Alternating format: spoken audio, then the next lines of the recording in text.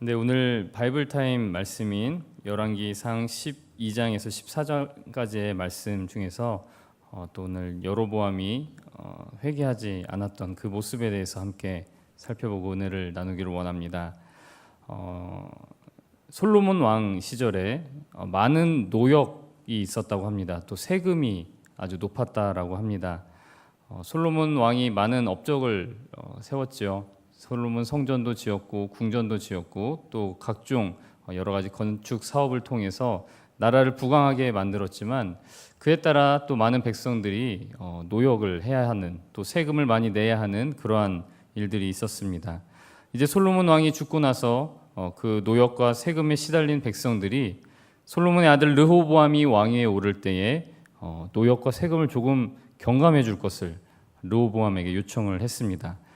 그러나 르호보암은 백성의 말을 듣지 않고 오히려 이전보다 더 많은 노역과 세금이 있을 것이다 이렇게 예고를 했다는 것이죠. 결국 북쪽의 10지파는 르호보암이 아닌 여로보암이라는 사람을 왕으로 세웠고 오직 남쪽의 2지파만이 솔로몬의 아들 르호보암을 왕으로 인정했습니다. 즉 북쪽 이스라엘은 자신들의 말을 잘 들어줄 그럴 왕을 원했고 여로보암은 그런 왕이 되기 위해서 또 노력을 많이 했던 것으로 보입니다. 이 여로보암은 앞서 말씀드린 그 노역과 세금을 줄여주는 것은 물론이요, 또 백성들의 종교 생활을 편하게 해주기 위한 정책을 많이 펼쳤습니다. 그 대표적인 정책이 바로 금송아지를 2개 만들어서 북이스라엘의 영토의 북쪽 단 그리고 남쪽 베델에 설치하는 것이었습니다. 북이스라엘에서는 예루살렘이 좀 멀리 떨어져 있었거든요. 북이스라엘에서는 예루살렘까지 가기에 거리도 멀고 또 예루살렘이 높은 산지에 위치해 있다 보니까 굳이 거기까지 가서 제사 드릴 필요 없다. 자기 집에서 가까운 곳에서 제사를 드리도록 내가 북쪽 단과 남쪽 베델에 금송아지를 설치하겠다. 이런 서비스를 제공해 주겠다. 이게 바로 여로보암의 생각이었던 것이죠. 여로보암은 이 단과 베델의 2곳 외에도 나라 곳곳에 산당이라는 것을 지었습니다. 그래서 백성들이 제사 드릴 수 있는 장소를 많이 마련했다라는 것이죠. 그리고 또 예루살렘 성전을 가보면 거기에는 하나님의 형상을 나타내는 어떠한 것도 만들어져 있지 않거든요. 그런데 여로보암은 금송아지라는 그 형상을 만들어서 이게 바로 우리 조상들을 애굽에서 인도하여 낸 하나님이다, 신이다, 이렇게 하나님의 모습을 보여주려고 했습니다. 그뿐만이 아니었습니다. 또 레위 지파 아론의 혈통만이 독점하고 있었던 그 제사장의 직분을 누구나 감당할 수 있도록 그 자격 조건을 대폭 완화했다라는 것이죠. 이 정통 레위인들은 이 정책을 받아들일 수 없었기 때문에 이제 남유다 르호보암에게로 떠나 버렸고 그 빈자리가 이제 일반 백성들, 그 중에서 이제 제사장을 하기로 자원하는 그런 사람들로 제사장의 자리가 다 채워졌다라는 것입니다. 어떻습니까? 여로보암 왕의 이런 정책들은 정리하자면 북쪽 이스라엘 백성들이 그동안 갖고 있었던 여러 가지 불만들, 앞서도 말씀드렸다시피 노역이 너무 많다, 또 세금이 너무 높다, 또 예루살렘에만 성전이 있으니까 우리가 참 갔다 오기에 불편하다, 또 레위인들만 제사장을 하는 게 참 불만이다, 믿음 좋은 사람 누구나 좀 제사장을 할 수 있도록 만들어줘야지 그 타고났다고 해서 정말 보기에는 마땅치 않은 사람이 레위인이라는 이유로 아론의 혈통이라는 이유로 제사장을 한다는 게 불만이다. 왜 그들만 그런 권위를 가지고 있어야 하느냐. 또 우리를 인도하여 낸 하나님의 형상이 궁금한데 왜 그거를 예루살렘 성전에서는 보여주지를 않느냐. 이런 불만들이 백성들에게 있었는데 이걸 여로보암은 백성들의 입장에서 아주 적극적으로 해결했던 왕이다 라고 할 수 있는 것이죠. 소통을 아주 잘했던 왕으로 보입니다. 또 민심에 귀를 기울이고 여론에 아주 예민했던 왕이었습니다. 앞서도 말씀드렸다시피 특권 계층, 이제 제사장 같은 것은 타고나야만 할 수 있었는데 그런 특권을 빼앗아서 또 백성들에게 골고루 나눠주려고 했던 아주 평등지향적인 그런 왕이기도 했습니다. 마치 오늘날 우리 민주주의 시대가 원하는 아주 바람직한 정치인처럼 여로보암은 국민을 위해서 열심히 일했던 왕이라고도 할 수가 있는 것입니다. 그러나 성경은 그를 어떻게 평가하고 있습니까? 그를 악한 왕이다. 아주 단순 명료하게 설명하고 있습니다. 여로보암은 악할 뿐만 아니라 또 이스라엘 백성들로 하여금 죄를 짓도록 만들었다. 이렇게 성경에서는 호평하고 있습니다. 오늘 우리가 읽진 않았지만 열왕기상 13장 1절부터 읽어보면 하나님은 하나님의 사람을 여로보암에게 보내셔서 너의 이러이러한 정책들이 잘못되었다라고 책망하시고 그 모든 것들, 금송아지와 또 그 금송아지에게 제사 지내기 위해서 세워진 그 제단, 그 모든 것들이 저주를 받을 것이다. 이렇게 예언을 하신 것을 보게 됩니다. 하나님께서는 하나님의 말씀에 순종하는 왕, 또 진정한 왕이신 하나님을 대리하는 그런 대리 통치자로서의 왕을 세우기를 원하셨지 백성들의 목소리에만 귀를 기울이는 왕을 원하지 않으셨다는 것입니다. 그러나 여로보암은 이미 돌이키기에 너무 멀리 와버렸습니다. 하나님이 그렇게 하나님의 사람을 보내셔서 회개의 기회를 주셨건만 그것을 놓쳐버리고 말았던 것입니다. 오늘의 본문 33절에서 여로보암이 이 일 후에도 그 악한 길에서 떠나 돌이키지 아니하고라고 되어 있습니다. 이 일, 앞서 말씀드린 그런 여러 가지 정책들을 펼치고 또 하나님의 경고를 받은 그러한 일 후에도 여로보암은 자신의 악한 길에서 떠나지 아니하였다. 이렇게 되어 있습니다. 그 결과 34절에서 이 일이 여로보암 집의 죄가 되어 그 집이 땅 위에서 끊어져 멸망하게 되니라 라고 되어 있습니다. 여로보암의 집안이 멸망하게 되는 원인은 그가 하나님의 말씀보다 백성들의 목소리를 더 중시해서 백성들의 편의를 위한 종교 정책을 펼쳤다는 것, 거기에만 있는 것이 아니었습니다. 하나님이 그에게 주신 회개의 기회들을 놓쳐버리고 그 악한 길에서 돌이키지 않고 그 악한 길에 머물렀던 것이 그가 멸망하는 원인 중에 하나다라는 것을 우리가 기억해야 한다는 것이죠. 에스겔서 33장 11절을 보시면 죄인들을 향한 하나님의 마음이 아주 잘 나타나 있습니다. 제가 봉독해 보겠습니다. 너는 그들에게 말하라. 주 여호와의 말씀이니라. 나의 삶을 두고 맹세하노니 나는 악인이 죽는 것을 기뻐하지 아니하고 악인이 그의 길에서 돌이켜 떠나 사는 것을 기뻐하노라.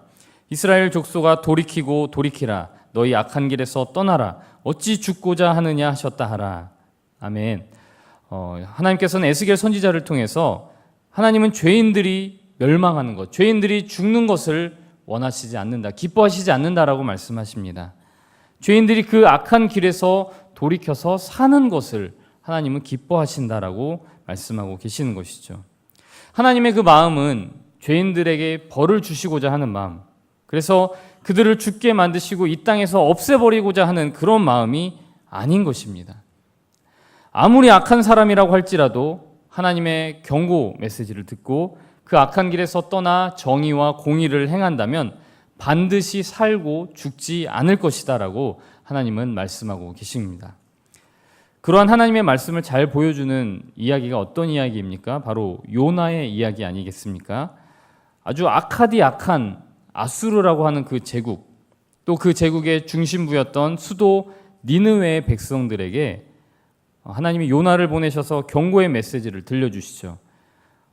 너희들이 회개하지 않으면 40일 후에 이 니느웨가 무너지리라. 이런 멸망의 메시지가 니느웨에 선포되었습니다. 니느웨 백성들이 놀랍게도 이 말씀을 듣고 회개하고 아주 통곡하면서 하나님을 붙들자 어떤 일이 일어났습니까? 요나서 3장 10절 말씀에 하나님이 그들이 행한 것, 곧 그 악한 길에서 돌이켜 떠난 것을 보시고 하나님이 뜻을 돌이키사 그들에게 내리리라고 말씀하신 재앙을 내리지 아니하시니라. 그렇습니다. 하나님께서는 죄인의 멸망을 기뻐하시는 것이 아니라 죄인의 회개를 기뻐하십니다.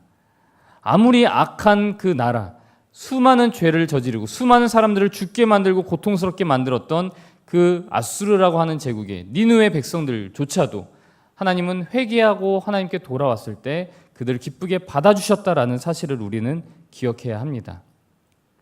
에스겔 33장 16절에서도 죄인이 이렇게 돌이키게 된다면 심지어 그가 본래 범한 모든 죄가 기억되지 아니하리니 그가 반드시 살리라. 이렇게 말씀해 주고 계십니다.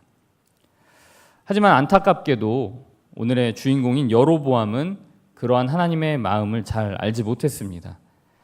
여로보암에게는 하나님의 마음보다도 백성들의 눈과 입이 더 가깝게 여겨졌기 때문에 여로보암은 회개에 필요한 용기, 회개에도 용기가 필요하잖아요. 그 용기를 내지를 못했던 것입니다. 그래서 하나님은 여로보암의 아들 아비야를 치셨습니다. 아비야는 아마도 여로보암의 뒤를 이을 세자였던 것으로 보입니다. 자신의 사랑하는 아들이자 또 나라의 미래가 될 아비야가 병에 걸렸을 때에도 여로보암은 이것을 하나님의 경고로 받아들이지 못하고 회개하지 못했습니다. 그때라도 늦었지만 그때라도 하나님께 회개하고 도우심을 구했어야 했지만 그는 그러지 못했다라는 것이죠. 도리어 오늘 말씀을 읽어보면 자신의 아내를 변장을 시켜서 하나님의 사람에게 갔다 오라고 시키는 그런 엉뚱한 일을 합니다. 왕비, 여로보암의 아내인 그 왕비가 하나님의 사람 아히야를 만나러 가는 것을 행여나 백성들이 볼까봐 아주 여로보암은 두려웠다는 것이죠. 그래서 왕비인 아내를 여느 평범한 아낙네처럼 변장을 시키고서 또 그런 아낙네들이 하나님의 사람을 만나러 갈 때 준비해가는 선물, 이제 떡 10개, 과자, 꿀 1병, 아주 그냥 소박한 선물을 준비했습니다. 그래서 그냥 평범한 아낙네가 아들이 아파서 왔나 보다 이렇게 만들려는 것이었죠. 또 심지어 그 아히야는 현재 나이가 많아서 눈이 보이지 않았다라고 하고 있습니다. 그래서 이렇게 아히야를 속여서 축복의 말씀, 치유의 말씀을 듣고자 했던, 그렇게라도 조금 마음의 위안을 삼고자 했던 여로보암은 아주 안간힘을 썼던 것이죠. 하지만 하나님께서는 더 이상 여로보암의 이러한 고집을 좌시하지 않으셨습니다. 아히야에게 하나님은 미리 말씀을 해주셔서 여로보암의 아내가 왕비가 오고 있다, 이것을 알려주시고 또 그 집안에 이제 이러한 저주가 내릴 것이다라는 것을 아히야에게 미리 그 입에 넣어 주셨습니다. 그리고 그 말씀대로 결국 아들 아비야는 죽고 여로보암의 왕조는 오래 가지 않아 끝나버리고 말았습니다. 사랑하는 성도 여러분, 오늘 읽은 이 여로보암의 생애를 통해서 하나님은 어떤 뜻을 우리에게 보여주고 계십니까? 그 죄 자체도 악한 것이었습니다. 여로보암이 백성들의 편의를 봐주고자 금송아지라는 하나님의 형상을 만들지 말라는 계명을 어기고 금송아지를 만들어서 단과 베델에 설치했던 그러한 죄악들, 또 하나님께서 꼭 레위 자손 아론의 혈통만이 할 수 있다라고 정해주신 그 제사장의 직분을 사람들의 불만이 있다고 해서 이 사람 저 사람에게 그렇게 공개해버린 그러한 죄악들, 그러한 죄 자체도 아주 악한 것이지만 그보다도 또 죄에서 돌이키지 않는 그 고집 역시도 우리를 멸망하게 만든다라는 것을 하나님은 오늘 여로보암을 통해서 우리에게 말씀해 주고 계신 것입니다. 잠언 26장 11절 말씀에 개가 그 토한 것을 도로 먹는 것 같이 미련한 자는 그 미련한 것을 거듭 행하느니라 라고 되어 있습니다. 시편 52편 7절 8절 말씀은 또 이렇게 말씀하고 있습니다. 이 사람은 하나님을 자기 힘으로 삼지 아니하고 오직 자기 재물의 풍부함을 의지하며 자기의 악으로 스스로 든든하게 하던 자라 하리로다. 그러나 나는 하나님의 집에 있는 푸른 감람나무 같음이요 하나님의 인자하심을 영원히 의지하리로다. 아멘. 진정한 지혜란 무엇이겠습니까?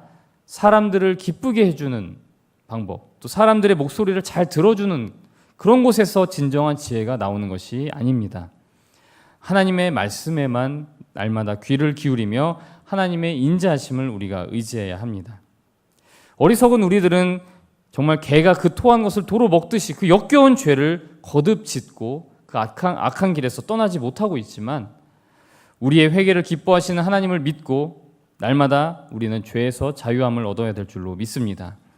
다른 것들은 아무리 고집을 부려도 상관이 없지요. 하지만 하나님 앞에서 하나님이 회개하라고 하시는 그 말씀의 앞에서 고집을 부린다면 심히 곤란하지 않겠습니까?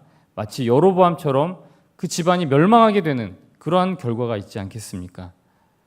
오늘도 기도할 때 우리가 어떻게 기도해야겠습니까? 주님, 내가 아직도 몰라서 고집을 부리고 있다면 기도하는 중에 주님 부디 생각나게 하시고 즉시 그 악한 길에서 돌이켜 떠나게 하시고 하나님의 인자하심만을 영원히 의지하게 하소서. 이렇게 기도하시면 참 좋겠습니다.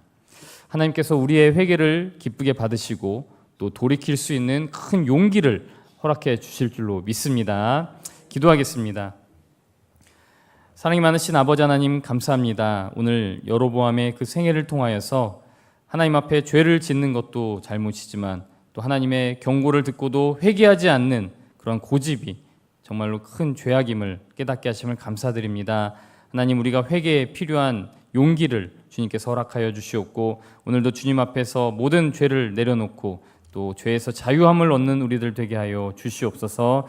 감사드리며 예수님의 이름으로 기도드립니다. 아멘.